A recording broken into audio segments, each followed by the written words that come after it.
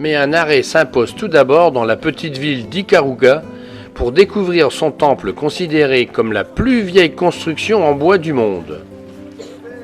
Cet édifice, qui s'appelle le Temple de la Loi Florissante, fut construit en l'an 607.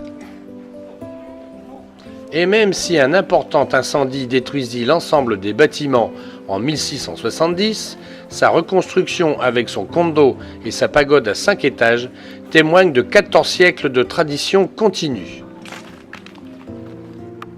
Ce temple est devenu en 1993 le premier site japonais reconnu au patrimoine mondial de l'UNESCO.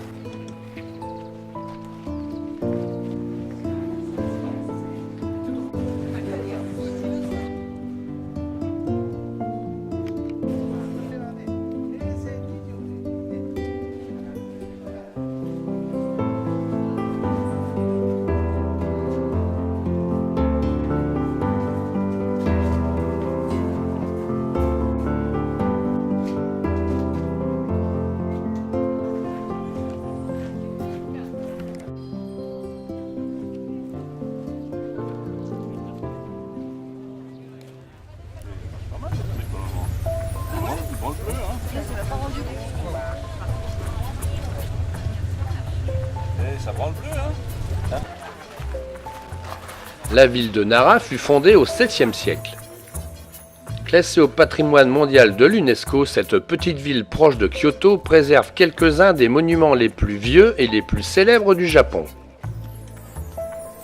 Et tout d'abord le magnifique Kokufuji, dont la pagode à 5 étages est devenue le symbole de la ville.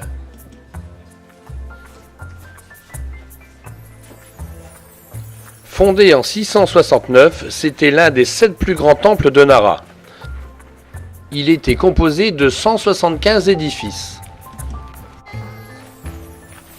Malheureusement, des incendies successifs en ont réduit la taille et les bâtiments que l'on peut voir aujourd'hui ne datent que de 1143.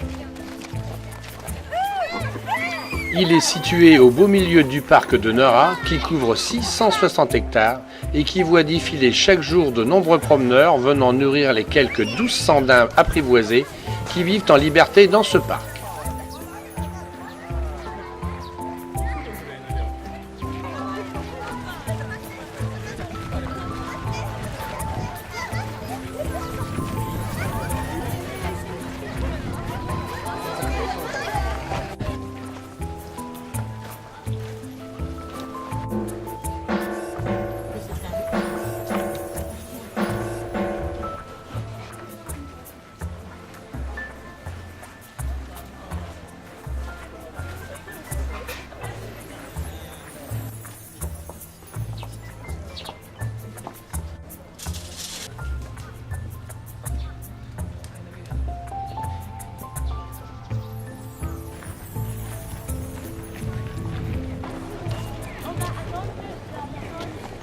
Petit tour maintenant dans le coin réservé aux touristes à l'heure du repas.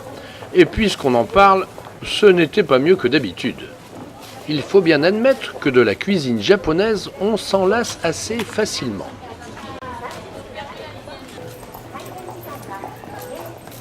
Ici, la boutique du grainetier. Mais grainetier à l'ancienne, avec des graines partout en vrac, que l'on compte une à une et que l'on met dans des petits sachets.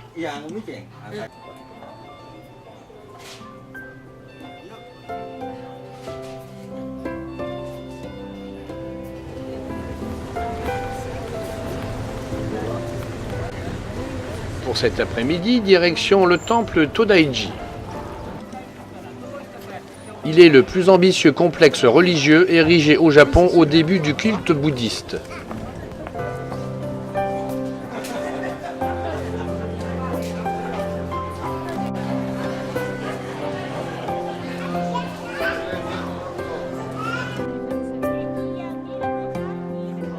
Le Daibutsu-den, énorme construction de bois, abrite une statue géante de Bouddha. Elle fut réalisée en 1751 par le coréen Kimimaro. Elle pèse 450 tonnes et mesure 18 mètres de haut.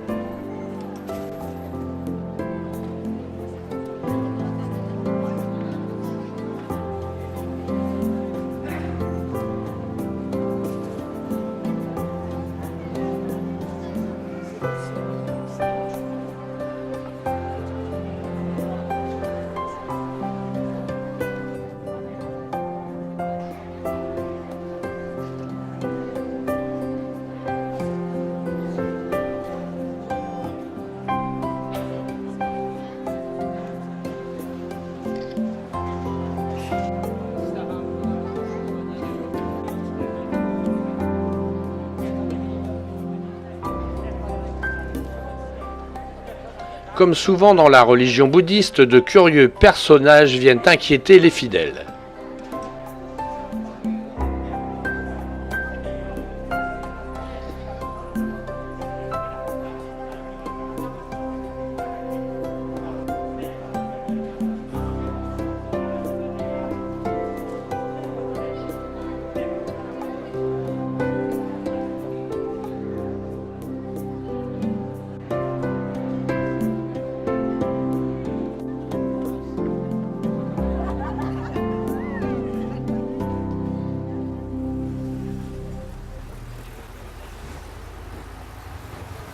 Dernière étape de l'après-midi, le temple shintoïste Kasuga.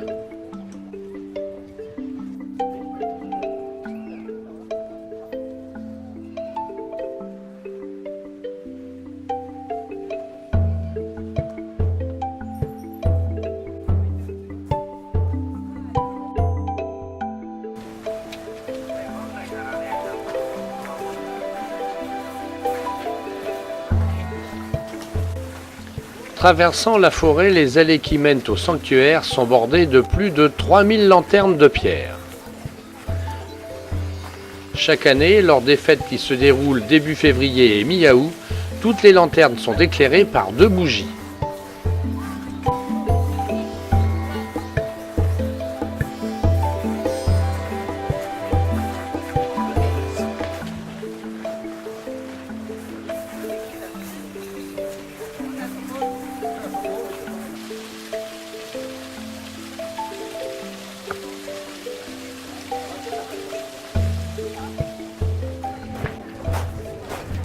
Le sanctuaire, fondé par la famille Fujiwara, fut achevé en 710. C'est l'un des plus importants sites shinto de la région. Construit selon les principes de pureté et de renouveau shinto, cette structure fut démolie puis reconstruite sur le même modèle tous les 20 ans. Ce processus se répéta 50 fois et fut abandonné en 1863.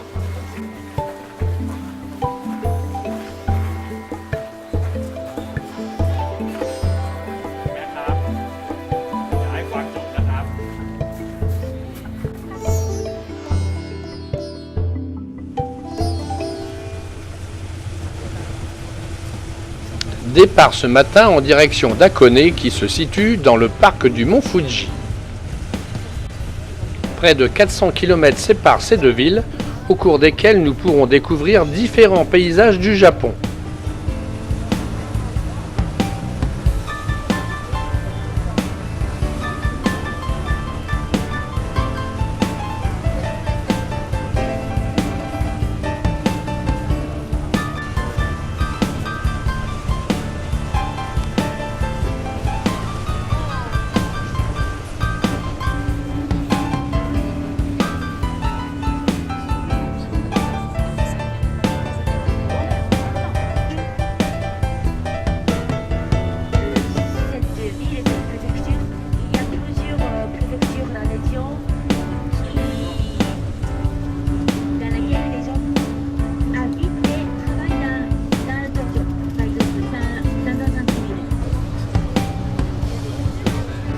Les champs de théiers sont à l'image de l'organisation du pays, droits et rigides.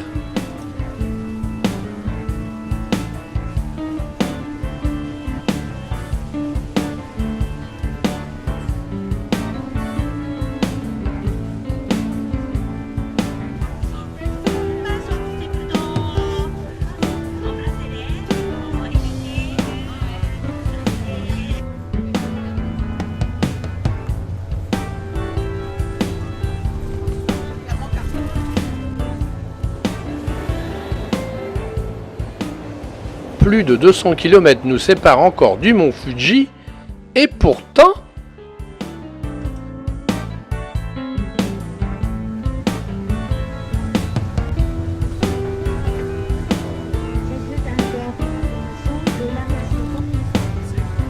Histoire de nous dégourdir les jambes, une petite balade sur le lac Ashi est prévue pour ce matin.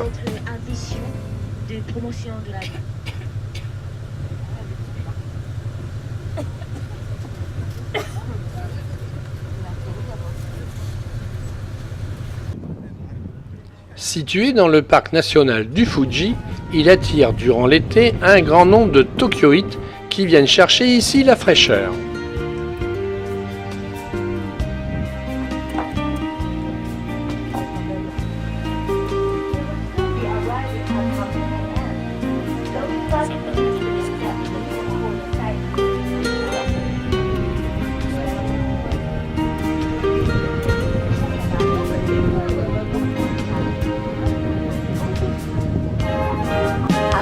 Droit devant nous, à midi, le mont Fuji.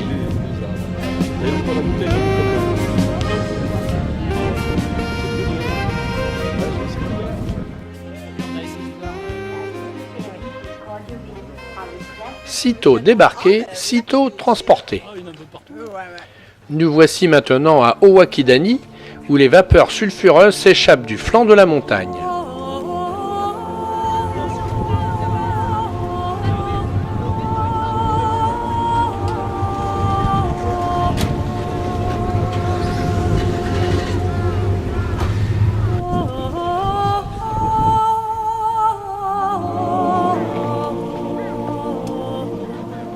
Après quelques centaines de mètres d'un chemin tortueux, nous arrivons aux sources chaudes.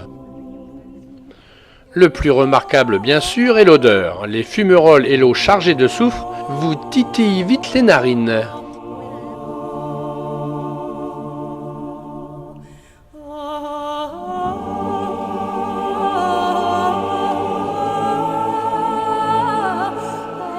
Autour des bassins d'eau bouillante règne une activité intense. La température de l'eau y est surveillée, les boues régulièrement remuées. Mais à quoi tient une telle activité? C'est juste pour satisfaire les gourmands. En effet, si l'on monte jusqu'ici, c'est pour déguster des kuro tamago. Des œufs cuits durs dans l'eau bouillante et qui, sous l'effet du soufre, deviennent tout noirs. Mais bien sûr, business is business. Un petit téléphérique transporte jusqu'à la boutique du parking les œufs pour les visiteurs les moins courageux.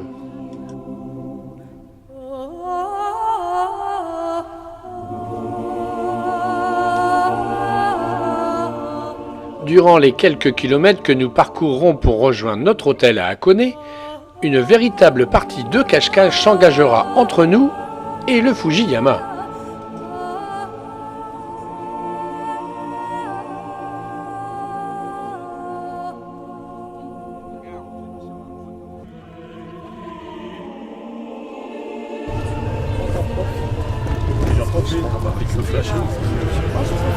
Oh, je l'ai.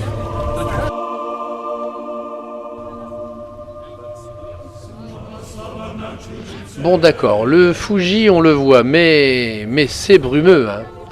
J'espère que demain...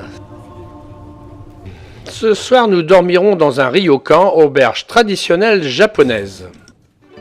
Construite entièrement en bois, le matériau préféré du japonais, d'un confort spartiate, c'est toutefois une expérience des plus sympathiques à pratiquer.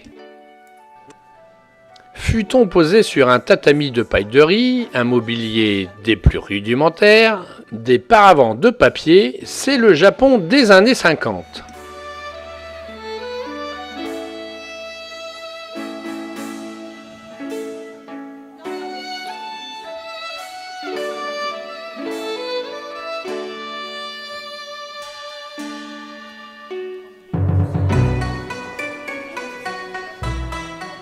Le restaurant ressemble comme deux gouttes d'eau à un restaurant au beau milieu des Alpes françaises. D'ailleurs, on y mange aussi la fondue, comme à Megève, sauf que là, c'est une fondue japonaise. Et l'on fait cuire sa viande dans de l'eau bouillante. Ah, c'est pas pareil, hein?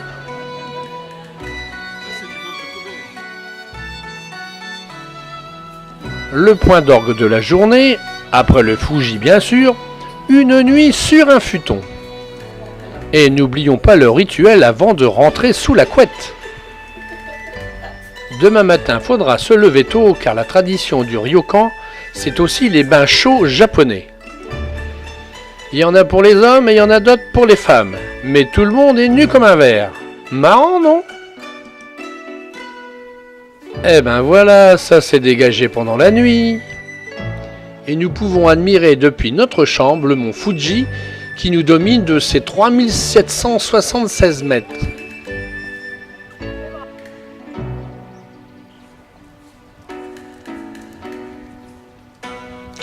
Le mont Fuji est un volcan toujours considéré comme actif, même si sa dernière éruption date de 1707.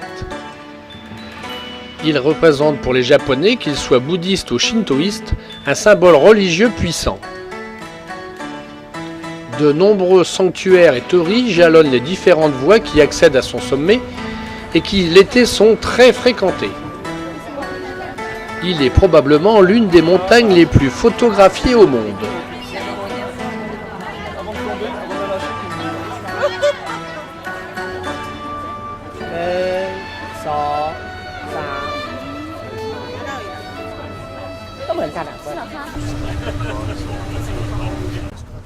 Au cours de notre étape qui nous mènera ce soir à Tokyo, nous nous arrêterons à Kamakura, qui fut capitale du Japon au XIIe siècle.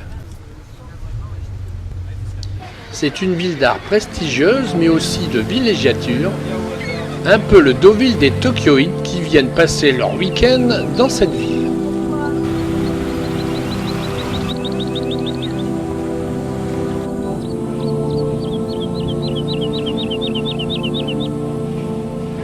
De nombreux parcs et jardins font la joie des citadins qui viennent chercher ici calme et sérénité, mais aussi la fraîcheur pendant les mois d'été.